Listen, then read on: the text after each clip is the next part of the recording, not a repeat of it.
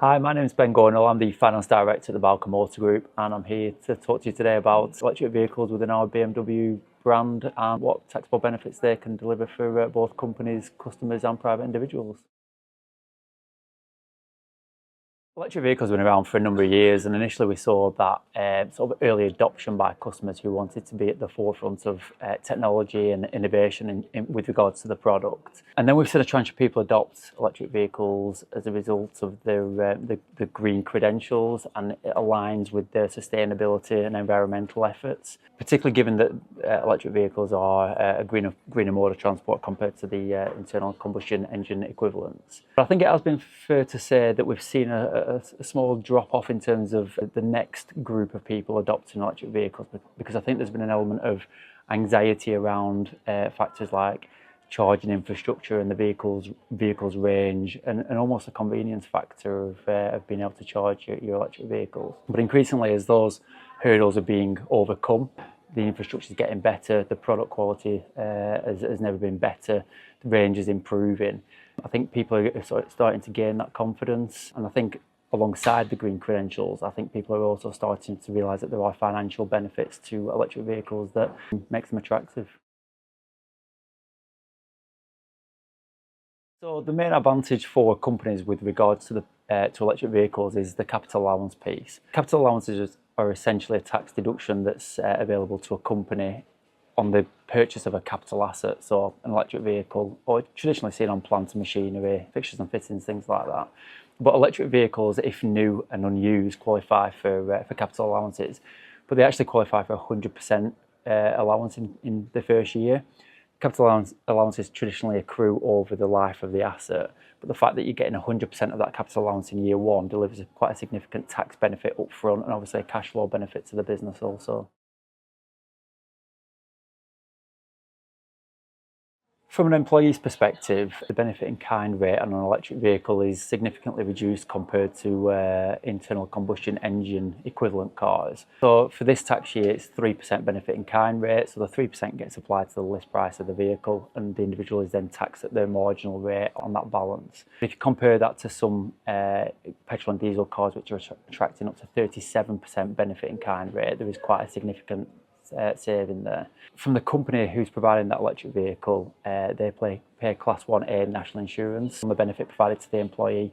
Obviously, we've seen national insurance rates increase this tax year as well. So the provision of an electric vehicle also delivers cost saving to the employer as well as the employee who's receiving that vehicle. Companies can go a step further and provide the electric vehicle under a salary sacrifice arrangement. Essentially what happens in that scenario is that the employee forgoes an element of their salary in exchange for a non-cash benefit, in this case an electric vehicle. But the element of salary that's foregone, because the employee is not earning that salary, they don't pay as-you-earn tax on that foregone salary. They don't pay employees' national insurance on that salary.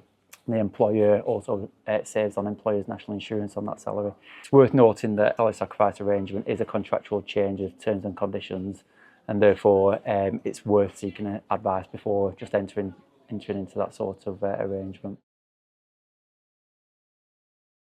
So we spoke about companies and employees, and under a company setup, there is a legal distinction between the employee and the company. The company itself is a separate legal entity.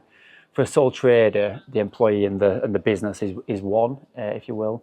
That's not to say that tax benefits don't exist for a sole trader. The capital allowance piece that I spoke about with regards to companies, that still exists for sole traders, so that 100% first year capital allowance would still exist.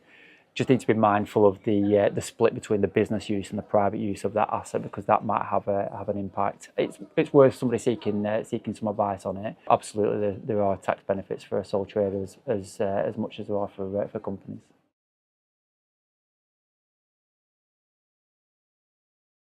Plenty of benefits to buying an electric vehicle for a private buyer. In April this year, vehicle excise duty increased, and that first year tax rate for certain vehicles has increased up to £5,490. Whilst electric vehicles were brought into the scope of that first year tax, it is only £10 for the first year and £195 per year thereafter, aside from the luxury car tax, which might be applicable on certain models. So there's some quite significant savings in the initial taxing of a showroom car from buying a an electric vehicle rather than a petrol or diesel equivalent. So if you're fortunate enough to be in a position where you've got charging facilities on your driveway, the cost of fueling, if you will, the electric vehicle will be significantly cheaper. There's plenty of overnight tariffs that are available now where you can be charging an overnight at 7p per kilowatt hour. If you look at the battery size of the vehicle, the range of that vehicle, it is significantly more cost effective to fuel a car by that method than it would be for a petrol or diesel equivalent. And that's not to diminish the convenience factor also of being able to charge on your driveway. Put your car on charge, go to bed, wake up, fully fueled car, ready to go. The BMW electric range is absolutely fantastic. The technology on the car is brilliant and the range is getting ever better. Whether you're looking for an SUV, a saloon, whether you're looking for sort of a practical day-to-day car or something at the more luxury end of the range, we've got something that meets everybody's needs. I would encourage people to head down to the dealership. Whether you're a sort of first-time adopter of EVs who wants to have a look what it's all about, maybe have a test drive of the car, and just get a feel for it. Our product geniuses and our sales execs are highly trained and highly skilled and have detailed product knowledge and will be able to help you on that journey. Or you're somebody who's already got an EV and maybe looking for a refresher or something a little bit new and a little bit different. We're more than happy to help. I'm sure we've got something in the range that suits your needs, and we look forward to seeing you down in the dealerships.